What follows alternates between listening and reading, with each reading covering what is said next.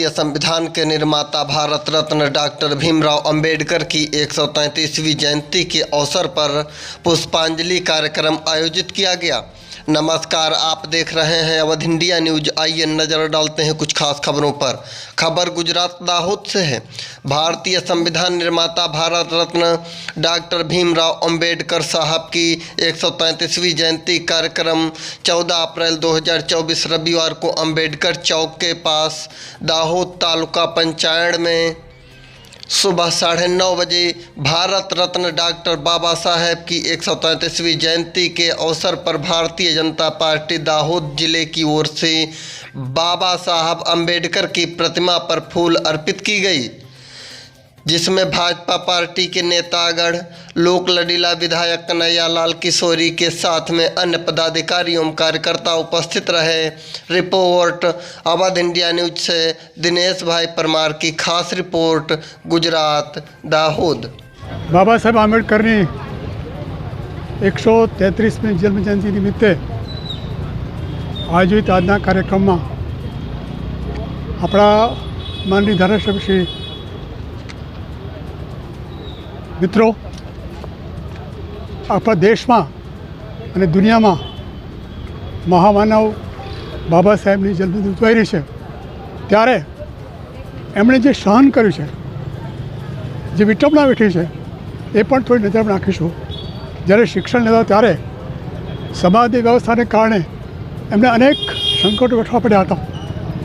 એ શાળામાં ભણી શકતા નહોતા, દૂર બેસવું પડતું હતું, સંસ્કૃત ભણી શકતા નહોતા, અંગ્રેજી પણ ના પડવામાં આવ્યું હતું, પાણી પી શકતા નહોતા, એમના વાળ કોઈ કાપતું નહોતું। એવી વિષમ પરિસ્થિતિમાં બાબા સાહેબ ભણ્યા હતા અને એમણે જ્યારે શિક્ષણ લેવાનો નિર્ધાર કર્યો 1907માં એ પોતે મેટ્રિક પાસ થયા પછી વડોદરાના મહારાષ્ટ્રીએ એમને શિષ્યવૃત્તિ આપી અને પરદેશ ભણવા ગયા। ભણીને આવ્યા પછી એમણે કરાર મુજબ વડોદરા મહારાજ સાહેબને ત્યાં સૈનિક સચિવ તરીકે નોકરી સ્વીકારી। એ સમયે એમને કોઈ અડતું નહોતું, સચિવ હોવા છતાં પણ એમને કોઈ પાણી આપતું નહોતું, પટાવાળા પર ફાઇલો ફેંકીને આપતા હતા, મકાન મળતું નહોતું અને એક હોટલમાં રહ્યા ત્યાંથી પણ કાઢી મૂકવામાં હતા। આ સામાજિક પરિસ્થિતિને કારણે એમના બહુ જબરજસ્ત પ્રભાવ પડ્યો હતો। એમણે નક્કી કર્યું હતું કે હું આ દેશમાં દલિતો છે, ગરીબો છે, વંચિતો છે, એને આપણે આખું જીવન સમર્પિત કરીશ। અને એમણે 1917માં કમાટી બાગમાં ખૂબ રડ્યા અને નિર્ધાર કર્યો કે જ્યાં સુધી દેશના ગરીબો અને વંચિતોનો ન્યાય ન મળે ત્યાં સુધી મારું જીવન સમર્પિત કરીશ। અને 1924માં એમણે બહિષ્કૃત મહાસભાનું આયોજન કર્યું અને દેશમાં દલિતોને પાણી મળે એ માટે રત્નાગર જિલ્લાનું મહાડ ગામમાં એક તળાવમાં એમણે પાણીનું આંદોલન કર્યું। લોકો એમને પાણી પીવા દે છતાં એમણે આંદોલન પૂરું કર્યું। અને નાસિકમાં ભગવાન રામના મંદિરમાં પણ એમણે આંદોલન કર્યું। એ આંદોલનના પરિણામે આ દેશમાં ખૂબ પરિવર્તન આવ્યું। એમણે પોતાનું અસ્તિત્વ છોડીને સતત લડતા રહ્યા।